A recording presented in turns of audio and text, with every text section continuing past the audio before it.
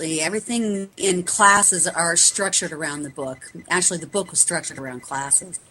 But yeah, what you're going to find is you're going to understand where those migraine headaches are occurring, are within the sixth chakra and the seventh chakra. And so we're going to take a look at what is the energy that's housed in sixth chakra and seventh chakra. Sixth chakra is all about your psychic self, your own touch to truth and wisdom. Your seventh chakra is that face you put on outwardly for others. And so, maybe those migraines are a fear of becoming psychic or getting into that space. They could also be a fear of, really letting people see who you are. It's all very unique and individual to every person. A migraine might be one thing for somebody and another thing for somebody else energetically. But what you'll get is that type of perspective. That's also what a lot of people come to me for readings for. My clients come to really delve into those big pictures of their lives. Why am I experiencing this illness? Why do I keep, attracting the same types of relationships and careers? Those are the things that they come to see me for. And that's where we filter them into classes. Once we help them understand, where their bigger healing is and get them, in some sense, out of trauma. Because when somebody's in pain and they're experiencing things like that, they're in trauma. And before they want to go to class, they need to get that trauma and they need to have at least some understanding of it. But then once they, filter into classes, they understand I need to take responsibility for this quantum part of myself so that I know when something is building up and I know how to speak my mind prior to it becoming a migraine headache. And they know where their triggers are because they've been looking at this. And then they have the assistance of other students to help them look at it. Well, I see this going on for you, and I see your mother back there. And, you get a lot of your information like that. And that's also where I was talking about, each person discerning for themselves if something is right. If a student is saying to you, oh, those migraines are your mom, but you and your mom have the greatest relationship in the world and she's not a problem, then maybe that's not true for you. Or maybe you're like, oh, yeah, I can see why it would be my mom. And so, it gives you that added information and it tells you what you need to understand and do so that you don't build up that energy like that anymore. Ladies and gentlemen, the website is www.spiritofintention.com/home/classes if you're in the Colorado or associated area. She has them posted. Please contact her about it. Michelle, I'm going to put you in a hard situation here, and do you mind if I do? Nope. Okay. Go for it. I've taken your classes, and now I've done an overdose because I've thought of suicide, and I've crossed the veil.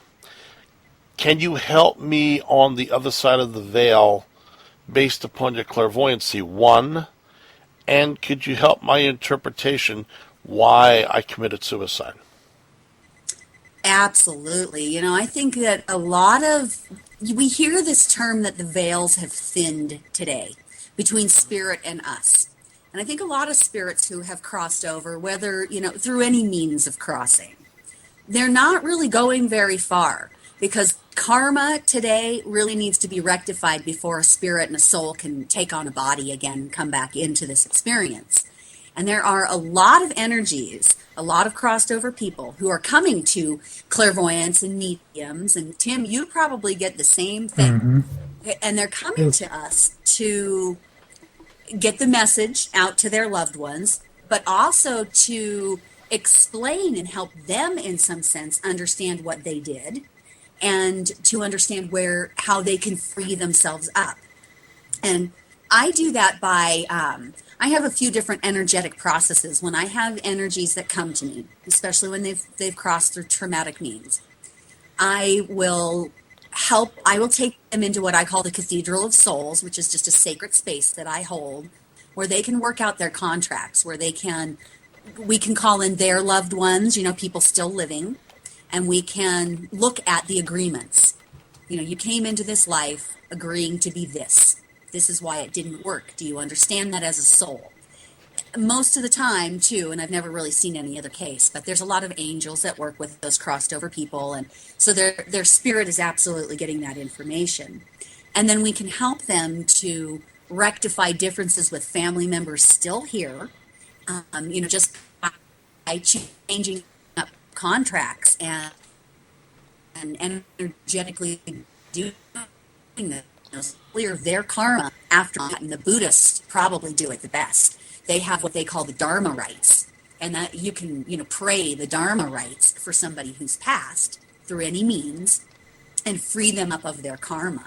And I think that's one of the greatest works we have ahead of us today, is to help the souls free themselves from the old dynamic and karma that we've had on this planet up to this date. And that's why that's happening more and more today with crossover energies, and why the veil is thin. They need our help so that they don't, this planet won't hold a lower vibration anymore, and those types of lower karmic experiences won't really be housed here, in the bigger future. And so we really need to be helping those souls to cross and to understand that they can free themselves up of what their experience was here. If we can help them understand what tripped them up, what happened, where were they set, what was their programming, and what weren't they able to overcome exactly. Now, growing up, did you have a religious preference? And because I'm looking at your Facebook, and have you walked away from organized religion? Well, yeah, I grew up Christian. I grew up in the Baptist church, but we grew up kind of loosely Christian because, my mother, quite honestly, dropped us off at Sunday school, and I don't know what she went and did, but she didn't go to church. But I loved Sunday school particularly, and it taught me all the stories of the Bible, and I found my own truth in it. And as I grew older and I would go to church, I just found that what I was hearing as truth versus what was actually being espoused were different things.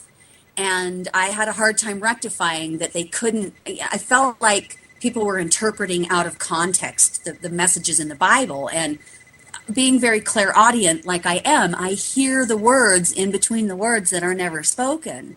And so I could understand intent behind, the words of the Bible. And I felt like most of the, ministers and people that I was seeing did not understand that intent. They were taking it very literal, and not with allegory and not with metaphor, and, and not in a spiritual understanding of, a quantum metaphysic understanding of, what an angel might be and things like that. And so I just had a difference with the interpretation of the material, not the material itself, just the interpretation of it. And so I don't want to sit and argue here. The idea is what I'm looking for is, I'm sure you've had Sisters of Christ come to you and talk to you going, get right, Michelle. I mean, you're not right with God. How do you explain your relationship to the born-again community, your book, and your explanation? I mean, clairvoyancy into the born-again church is as evil as Satan is. And I think Tim would agree. In Corinthians, they actually talk about the clairvoyant and the people that can see and hear the things that other people can't. And there is room for it there. And we're considered a gifted people. But somehow that message gets misconstrued. But what I do with religion, and I really don't feel the need to have to make them believe anything I believe. And when somebody tells me, get right with God, I say, well, thank you, and I appreciate your concern for me. And I feel like God and I are good. But I don't. Actually, this was kind of interesting. A while back, I have this coffee shop that I frequent. And there's a homeless man who hangs out at the coffee shop, and him and I are actually very good friends. And he just has this habit of, introducing me to every single person that comes into the coffee shop. Oh, you need to know Michelle. She wrote a book, and he always opens these doors for me to talk about things that generally I'm very reserved. I don't make myself really known out there. I'm not coming up to strangers and saying, you should come and see me for a reading or look at my book. I'm very quiet and very shy. People find me because they need me, and I don't need to advertise that. But my buddy Ross feels like I need to advertise that. And so I let him. And a while back, I happened to be walking past him, and he caught my attention. He said, Michelle, you need to come and talk to this guy. He's new here in town. And I told him you're one of the people he needs to meet. And so he said, what do you do? And I said, oh, I'm a clairvoyant. And Ross says, she wrote a book. And so I started telling him about my book. And we just started talking really, openly. And I just explained how this is a concept of, higher thinking. There's a different way of looking at things from a different perspective. And I explained the concept of healing to him and things like this. And when we got done talking, he said to me, well, I'm Christian. And my heart dropped, really, because I was waiting for him just to, annihilate me and tell me how horrible I am and why I have, no purpose on this earth. But he didn't. He understood what I was saying. One of I think the key and one of the greatest points to this book is that it's written from a very scientific perspective, but not so over people's heads scientifically that they don't get it, but from a real mental-bodied understanding. And so when I talk about these concepts, I'm talking about them from an aspect of science. And that people seem to be able to have a little bit easier. I'm not very woo-woo. I don't dress the part of, the gypsy and the woo-woo kind of clairvoyant. I'm just an everyday, I'm a hockey mom. I'm an everyday girl like anybody else. And so it kind of takes people off guard when they think I'm supposed to be something and then I show them that I'm not.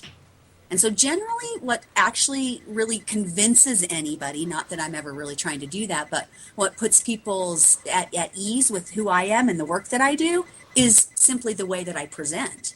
I'm not coming across weird and crazy, and other than the fact that I love to color my hair, so it's always a different color. But I'm just an everyday person, and when I talk about the idea of, a quantum science that allows us to witness and measure energies, that are telepathic and things like that, they tend to get it. They tend to think that it's not so bad anymore. And that was my experience with the guy at the coffee shop. He really enjoyed. We actually sat and talked for probably a good hour and a half after that, and we really got into everything that was in the book. And it was a really try to make the religious community, accept me. I have a story in my book about that. I had a kid that rejected me because I was a clairvoyant, and he worked for me in my coffee shop. And, the fact is that people are always going to have their opinions, and there's nothing I can do to change that. And I don't really feel the need to change it. This information is for the people that want it and who are ready for it now. I believe that souls are at all different levels of experience and growth, and this information isn't for everybody. It's just for those of us who are ready to delve into our spirits and understand this part of ourselves, and that's great. But it's not for the people who still need their victimization and who need their pain and their trauma. That's an experience too, and every soul has to grow through that before they can have something higher anyway. So we can't deny anybody's experience. So I try to stay out of that realm. Let's dive a little deeper. Okay, we have a lot of situations going on. With personalities, we have religions going on. Let's go down to the point where somebody says, "All right, sister, you're playing with Satan. Sister, this is clairvoyancy. Nobody can see into the future. If you can go across the veil and come back, would you be willing, Michelle?" And I'd like you to tell me on air honestly, if we could ever get together with religious leaders, could I get your viewpoint out there so they could listen? My viewpoint on religion particularly? Yes. Or faith? Let's take it on three levels. Number one, your spirituality. Number two, digging down to the understanding of the word clairvoyant, because everybody thinks medium and clairvoyancies are related. And three, your understanding of the veil. And the simple fact is, and I've had a pastor criticize me, and as well as parishioners in public, telling me I'm going to hell. I am going to hell. And I get the fire and brimstone in public personally, Randy Plesser does. And Tim, I saw you. Okay, I saw you there in a second, Tim. Hold on 1 second. And you know, Randy, you're going to hell. You're playing with you're playing with Satan. You're playing with the veil. You're playing. Why do you want to preach to the dead? You're not preaching to the dead. You're supposed to be out witnessing to people, Randy. You're supposed to be out there teaching the Lord Jesus Christ in the place where you belong. Why is it that you want to be in the darkness? And Michelle, having grown up in a Lutheran church and in born again, we're preached the liturgy over and over and over again. So the question is, when we find out we have gifts, it's very difficult to open the minds of people on a religious sense. So when somebody sees your classes, I'm sure the churches are putting up banners saying, "Oh, wait a second, sister's gone off the edge. Sister's gone off the edge. We got to bring her back in. We got to rope her in." Would you be willing to sit down with religious leaders, with me and Tim, because we have a lot of issues. Do you see where I'm going? I do, and I do think that I would, because I think it's about understanding what a spirit is. A spirit transcends the body, and our spirit connects all of us, and it brings us into oneness. And I think that's what God is oneness. And I think that ability to recognize we are all connected as a spirit. And in my book, I explain Edgar Casey's understanding of what a soul is. And to him, a soul was, a piece of God, the original essence that went out and experienced in the name of God so that God could know itself. And so in so many ways, God wasn't judging those experiences of the souls. He was saying experience. And the souls went out and experienced, for good or for bad. It's simply experience, and there's no such thing as judgment in experience. It's just a way for God to know itself. And I think that's kind of the basis for spirit. Each of us has the right to an individual experience so that God can know itself. And there's no judgment in that experience. And that analogy that, we're all in the same ocean, you just take a cup of ocean water and that's me, and you take another cup and that's Tim, and you take another cup and that's Randy, and we are all part of the same soup, and we all have connection to the same sense and feeling and environment, but we can be individual in that sense as well. And clairvoyance allows us to recognize our individuality plus our connectedness. Religion, unfortunately, preaches separation. It preaches we're all separate from one another. And that's only one truth. We are physically separated from each other, but spiritually we are all connected through spirit. Now, Tim, you popped up here for a second. You want to jump in? Yeah, I agree with that. That's one thing that the religious church they don't realize is we're all connected spiritually. One of the things I found, and when I became a paranormal researcher, is that it gave me more of an understanding of my abilities through talking and meeting other people who are gifted, and it's helped me learn, that I'm not weird. I'm just like everybody else, and I have abilities, and I communicate with, spirits and the spirit realm. Right. Yeah. Go ahead, Michelle. Let me step out of the way. Yeah. You can get that. I was just going to say we're not weird. We're actually the norm. I mean, more people have this ability and they don't even recognize it. What we do is really forward thinking. We're the forerunners to what will become the future. Right. Now, we've gone this distance so far. We've talked about the ethics of religion. We've talked about the clairvoyancy. Let's get into the veil a little deeper. can you open the veil, first of all? As a clairvoyant, do souls come across the veil to communicate with you? And is it in an episode of The Ghost Whisperer?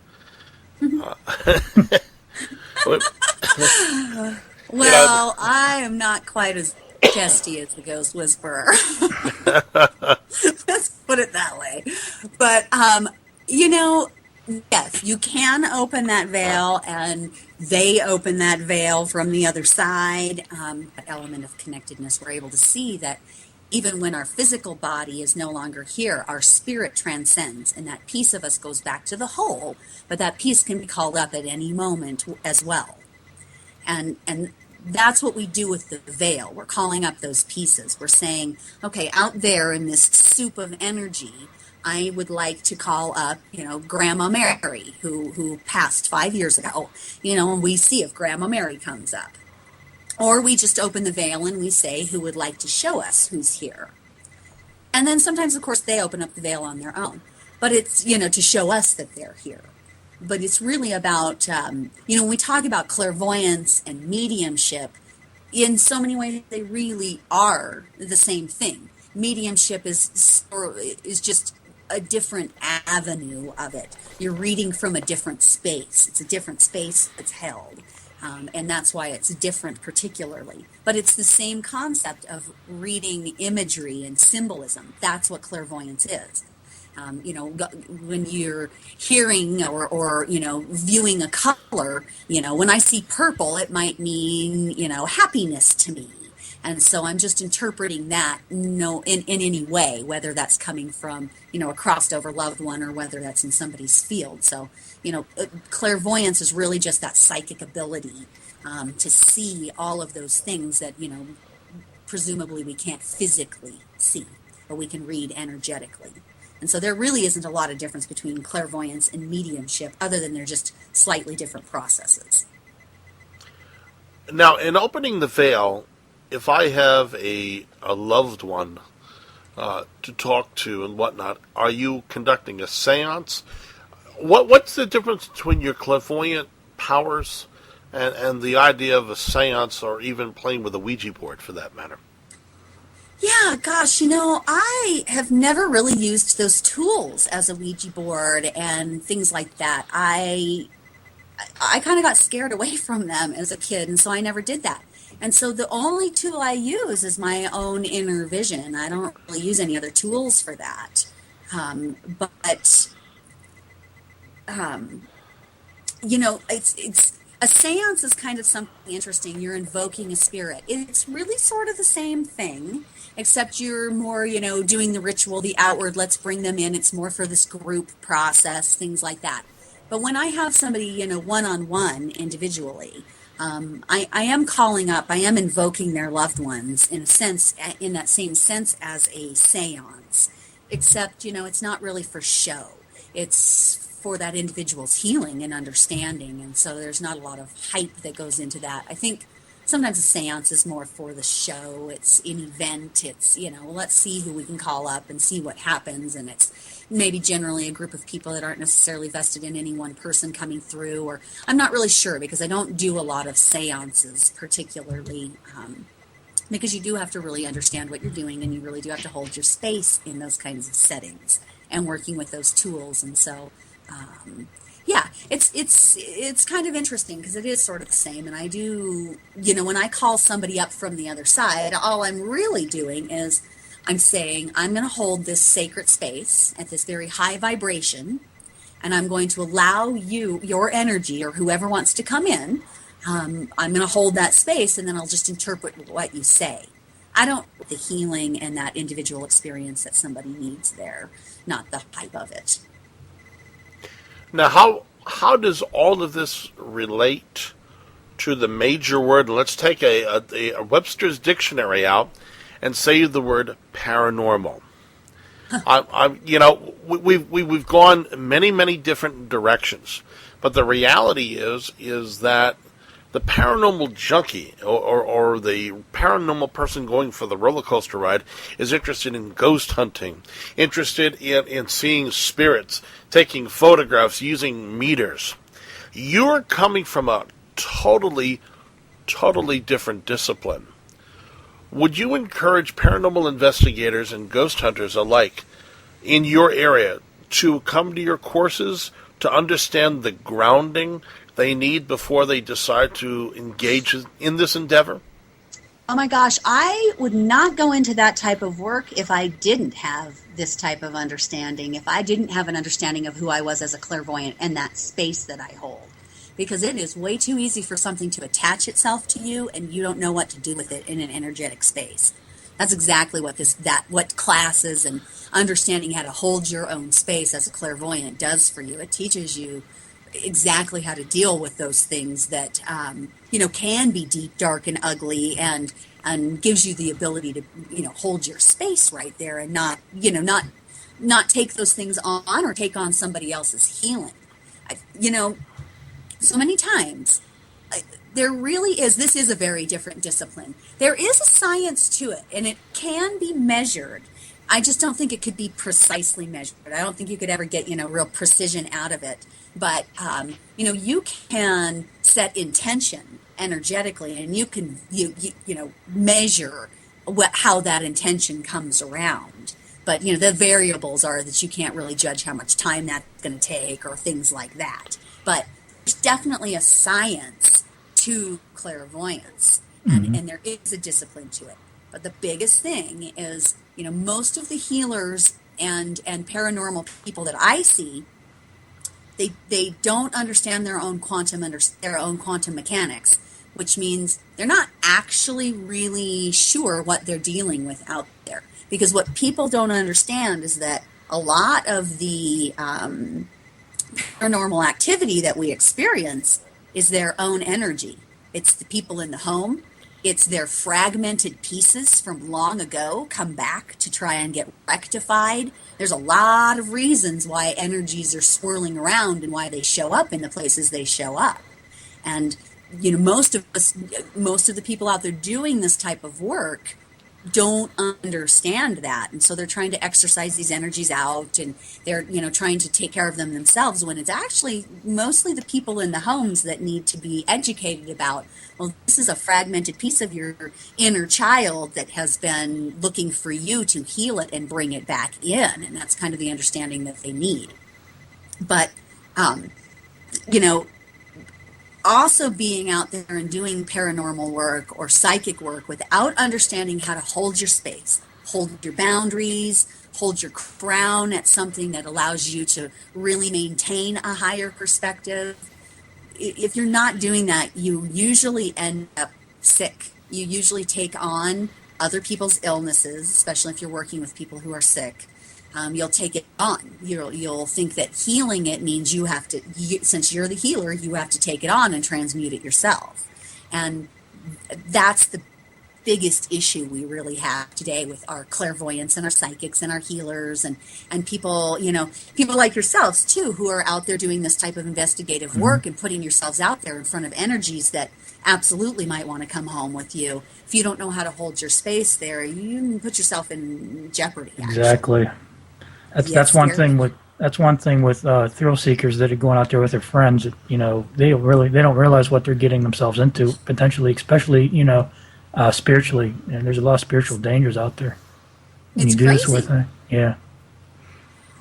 And it's sad too, because it also it gives us a bad name, because people don't know what to do when they get overwhelmed like that, and then you get those crazy psychics out there. And it would really be nice if we all understood how that field works and understand that there is absolutely a science to it. There's a universal law that we have to adhere to, and there are cycles of time that we have to adhere to. Right. And if we understand how to work with that and know how to keep ourselves safe and protected and what we have to do for that, given whatever we're encountering, then all of it is safe. But we need that understanding. All of us, any of us in this work today, absolutely need to understand how to maintain the self, how to be clairvoyant in that arena. Mm-hmm. Again, I'm going to play the devil's advocate here. So again, you're like my middle son. No, wait a second. No, I'm not. No, I'm gonna now. Muhammad. Yeah, Good thing I'm used let's to be it. careful, ladies and gentlemen. Let's be careful. The last time this was done, but let's focus on one thing. I am a devout individual, and I want to talk to my mother. Now, my pastor, my priest, has told me that if I go to Michelle, I'm going to be opening the satanic door. And I'm coming to you and say, I would like to talk to my mother. We have unfinished business together.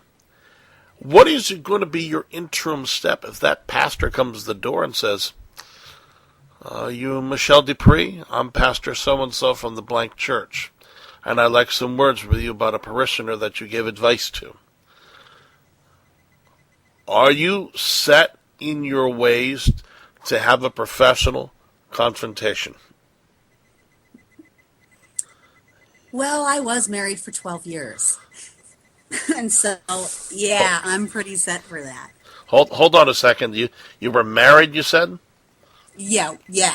All right. Hold on So a I'm second. set for confrontation. All right, hold on. I'll do it right for you. Ladies and gentlemen, this is marriage. No.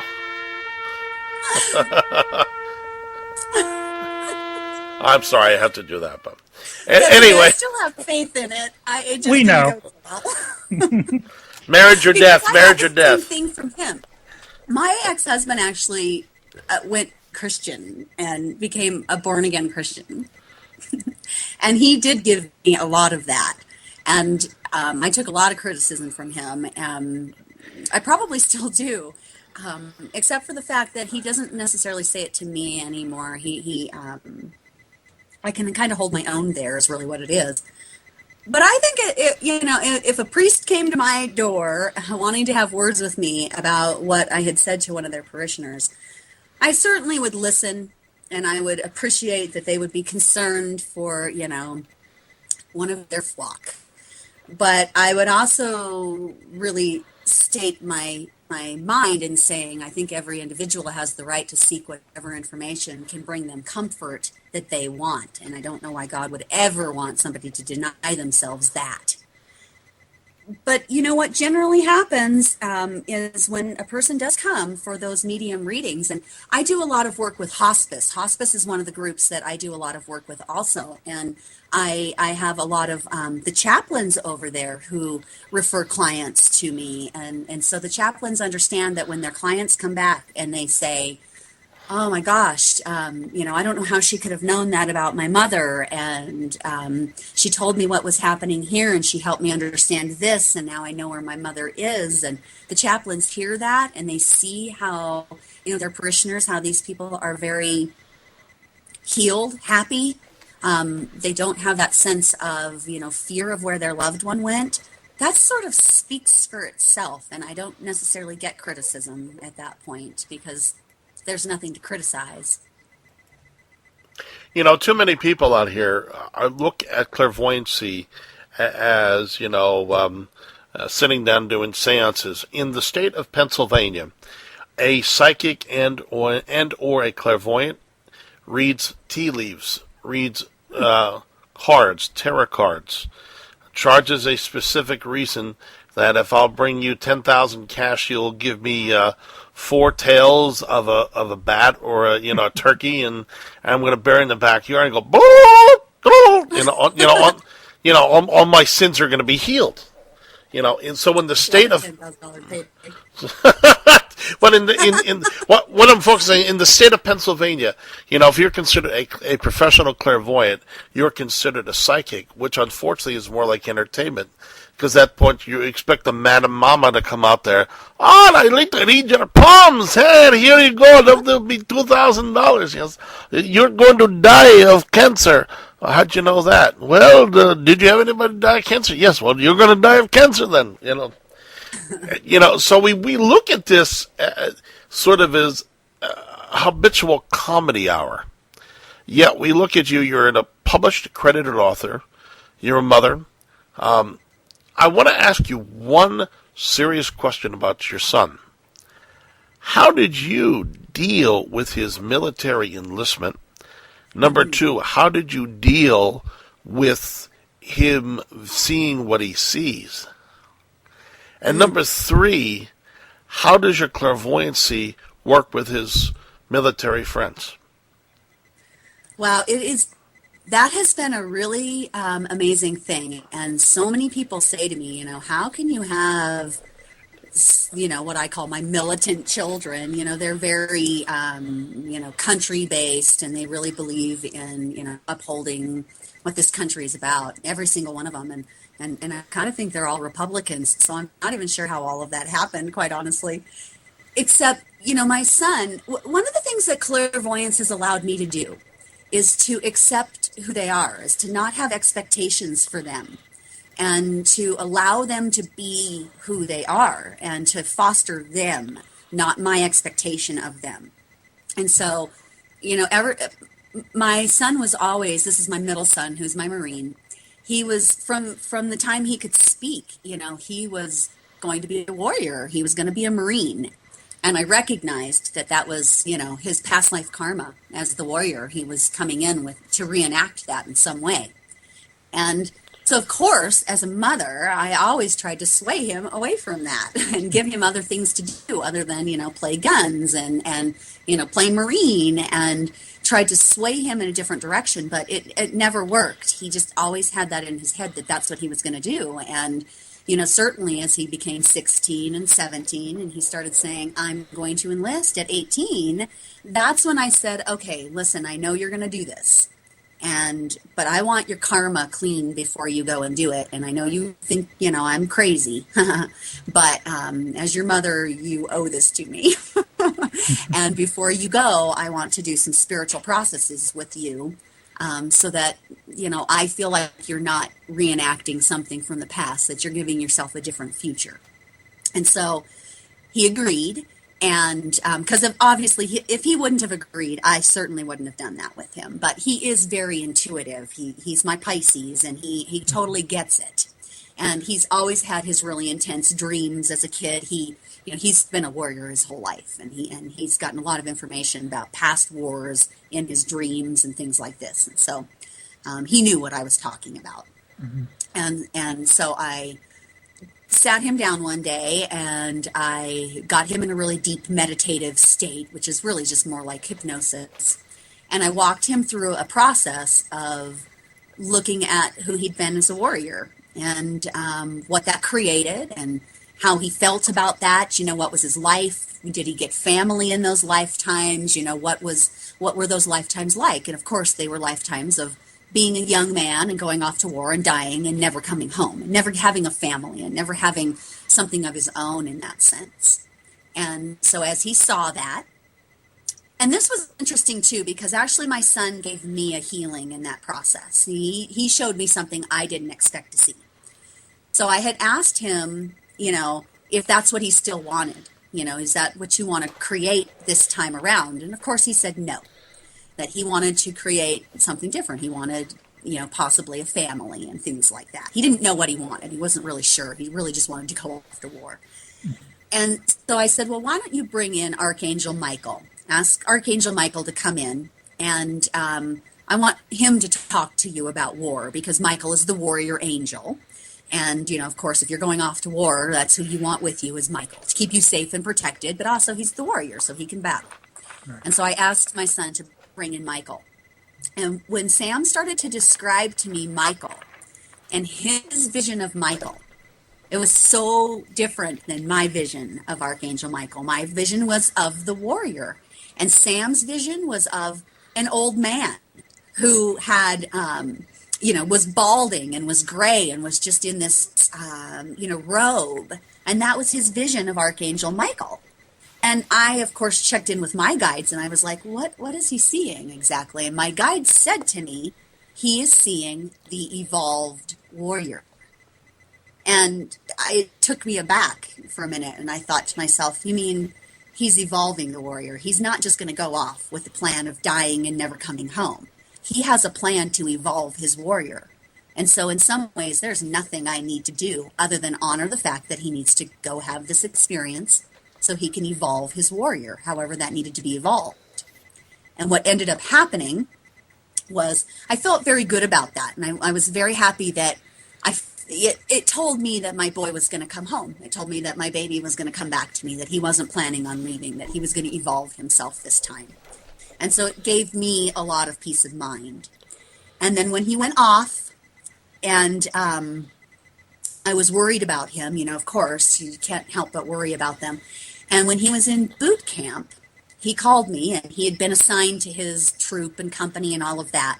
And prior to him calling me that day, I always talk to the angels, and I said to the angels, I need to know if anything is going to happen. I want a heads up, and I want to know. I don't want to be surprised. I don't want to be shocked. I need a heads up. I need to know what's happening with him and if he's going to be safe. And I had been seeing the number 222 all day that day. And I'd seen it on a vehicle that looked like my son's.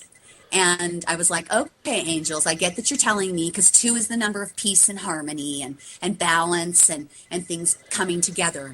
And so I saw that as a good sign. Thank you, angels. You're telling me he's going to be okay. And that's what I would say to myself when I saw those things. And then I talked to him later that day, and he said to me, I'm in Company 2, Troop 2, Battalion 2. And I 2, and he was like, yeah, Mom, everything's going to be fine. Everything is going to be okay. And I felt like I just had those really big heads up that he was going to be okay. But then he was sent to Afghanistan.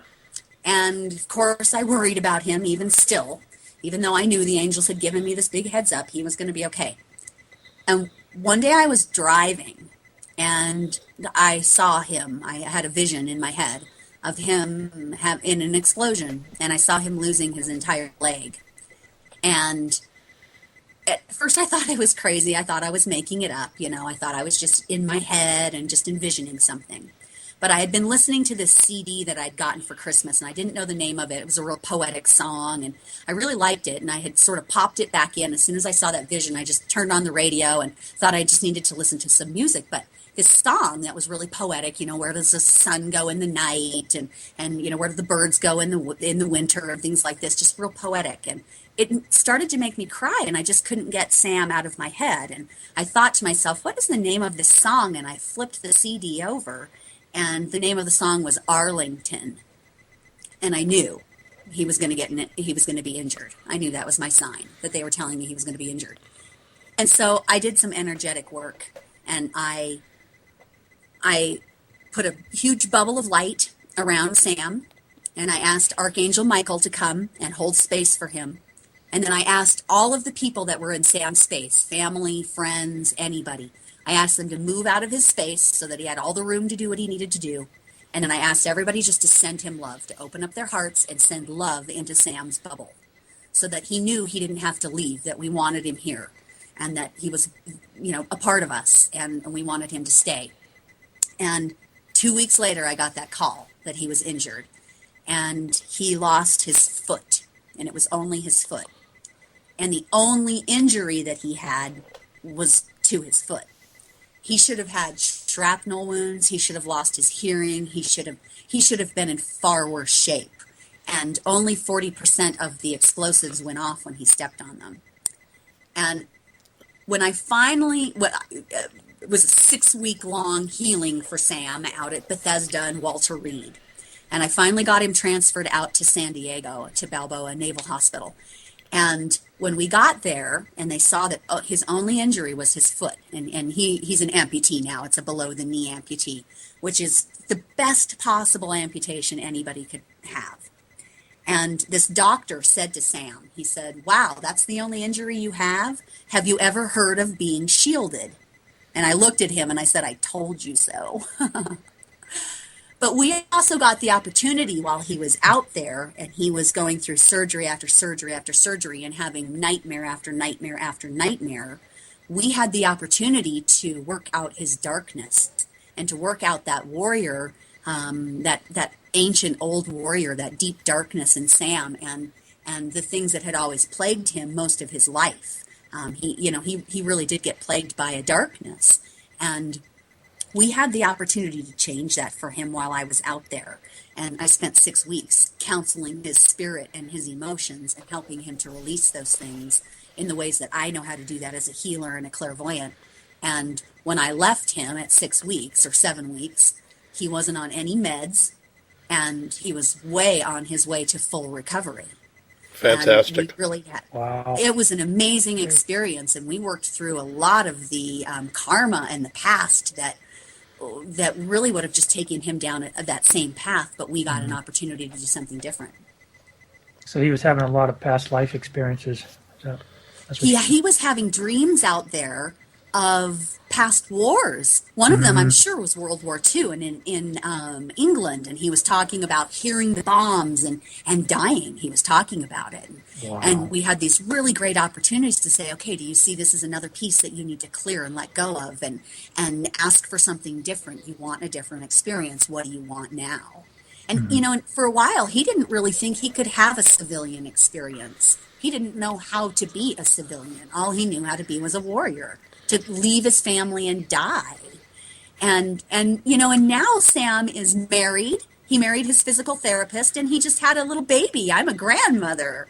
And he's got the family that he's always wanted. Great. And he dreamt about his daughter before she was born. He knew it was a girl. Wow. Yeah. Now, did he step on a mine? Mm-hmm. He did. He was a combat engineer, and he was sweeping for mines. How long ago was this? This was, it'll be 2 years this January, mid-January. Oh, wow. Yeah, it was really traumatic, but I got to say, I see how Sam has come through this process, and boy, he's good. I mean, he has his issues still, and, he's experienced things over there that I don't think anybody should have to experience, and that bothers him, but, he doesn't have the emotional turmoil because he has a venue to speak about it, and he has a venue to talk about the darkness, to talk about, how he, his real feelings about it. And so he doesn't have those issues that most of those soldiers are coming back with, because we're not addressing their total healing. We address them physically and mentally, mostly with medication. And we are not concerned with their emotions, and we have no idea how to treat their spirit. Yeah, past traumatic stress is a big thing on soldiers when they come back. They have to deal with a lot of experience that they had over there. Yeah, it's really, and really just talking to them about who they are as a spirit and helping them understand really what their purpose was and why they were there and why they were experiencing it. That's the healing that they need. But of course, our structures, they laugh at that. Sam had a surgery at one point, and they couldn't get him to come out of the meds. He was having a really hard time with medications. He's super sensitive. And they couldn't get him to come out, and they asked me to come down and see if I couldn't help. And I went down, and his energy was scattered. It was everywhere. And I thought, well, no wonder, nobody is collecting this up. Nobody is energetically going, well, let's get this energy moved back into his body. He's not even in his body. How do you expect him to come out if his spirit's not in his body? Right. And so I started doing, I work energy and healing through my hands, and I started moving that energy back into his body, and these healing professionals looked at me like I was crazy. But of course, I was the mother, and so they weren't about to say anything to me, because at that point I was furious. Right. And they wanted to give him more meds, and he was having an allergic reaction as it was, and I said no, and they got mad at me. And I just got him back into his body, and then he was able to get out. And then they said nothing to me. Let me be. Wow. Now we have a few more minutes. We're going to end. I've been asked to end the show regularly at 11 o'clock now because I've been running over. First of all, Michelle, we're going to pick you up in January. I want you to look at your schedule, and I would like probably to bring you back the first Sunday in January and get into something understanding. Your son was a victim of jihad, of being a minesweeper. How are you dealing with that as a clairvoyant, first of all, and as a mother of a U.S. war soldier? Number two, if a Muslim has come to you for assistance or wants to come talk to you, can you cross religional barriers to discuss your philosophy and your book? And I mean, these are really multi-level questions. Yeah, I have really found my peace. When I was first out there at those hospitals, I was not impartial, and I was angry, and I was mad, and I really, was very upset with my government and all the people that were that I felt being ignorant about these things. I don't believe in war. I don't believe it's necessary. I believe in communication, and I think we can all bridge gaps via communication. Simple. But I had to really, this is where, as a clairvoyant, you really have to recognize it's not about what you think. It's about what everybody needs and the experiences that they're all having. And my son needed that experience for whatever he needed it for. And, those, same with on the other side. Everybody needs those experiences. And so I just have to accept that that's the way that it is. And certainly if, anybody from a different religion, Muslim, anything, whatever, Hindu, it matters not. Because religion is really, it's a moot point when you start talking about spirit, because spirit transcends religion. And I don't have prejudices like that, and I don't see any one religion as being bad or, anyone being great. I see it all as just difference. And if somebody needs to come to me, whoever they are, I'm fine with that. And I can speak to them the way I would speak with anybody, and I certainly wouldn't, change up my style at all. I would certainly be me, but I don't have to deny anybody who they are. I celebrate who everyone is. I think that's what makes the world go round. We need difference, and so even if it's not, something that I personally think is right, it still has a right to be. Excellent. With 10:54 right now, we're going to say goodnight. And Tim, we're not going to end this conversation. We're going to continue this. Great. Michelle, we are going to continue from here. Awesome. Great. Stay with me. I'm just going to end the show, and then we'll chat a little bit afterwards. My name is Randy Pleasant. Okay, my name is Ghostly. My name is... I'm feeling the vibes already. My name is Randy Plesser. And that is Timothy Roxbury. And the lovely woman we've had tonight is Michelle DePres. Michelle's website is www.spiritofintention.com. And your class is on January 11th. Yes. Great. I will talk to you in a few minutes, Michelle and Tim. Good night from the radio station of Paranormal Radio. And we thank Jenny Stewart and David Erickson for this great opportunity. And just remember, we can keep it going, but do you believe?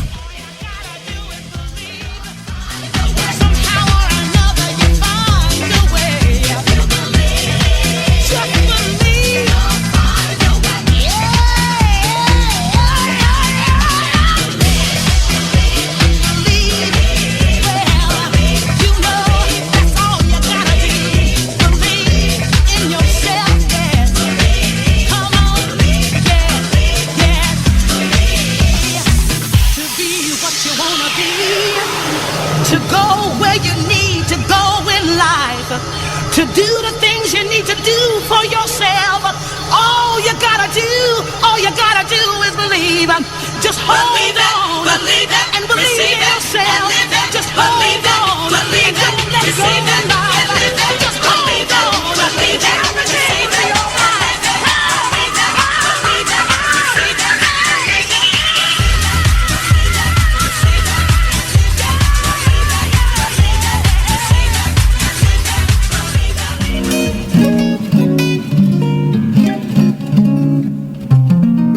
How do you keep the music playing? How do you make it last? How do you keep a song from fading too fast? How do you lose yourself to someone and never lose your way. How do you not run? And before we end the show, I want to come back and remind everybody on December 1st at Fort Mifflin, you have a great event coming up. You have World War II, the Battle of St. Vith, from 10 a.m. to 4 o'clock at Fort Mifflin on the Delaware. I invite all paranormal investigators, clairvoyants, and all of those who listen to the show to come down. Please check my ID, CFK USA 1 on YouTube, and check out the greatest battles at Fort Mifflin called The Siege and the Great Interviews. My name is Randy Plesser. Thank you for listening to Ghostly Excavations. And remember, how do we keep the music playing? By passing it on every day. Good night. The more I love, the more that I'm afraid that in your eyes I may not see forever.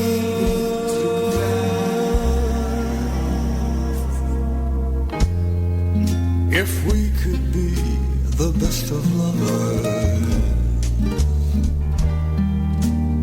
yet be the best of friends. If we can try with every day to make it better as it grows. With any luck, I suppose, the music never ends.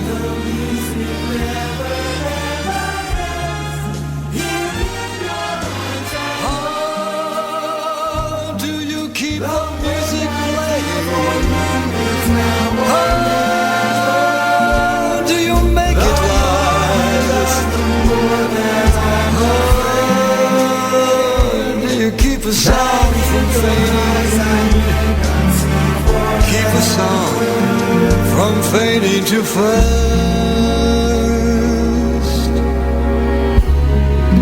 If we could be the best of lovers, still be the best of friends. If we can try with every day to make it better as it grows.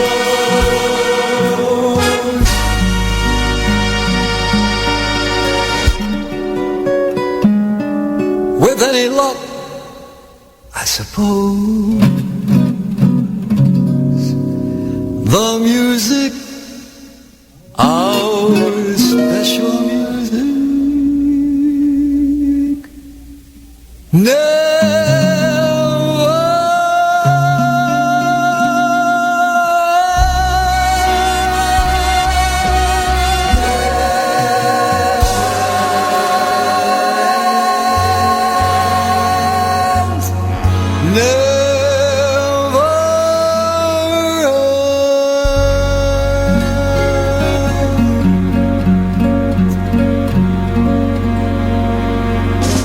expressed and the opinions given by the individual hosts and their guests do not necessarily reflect those of Paramania, its affiliates, or its sponsors.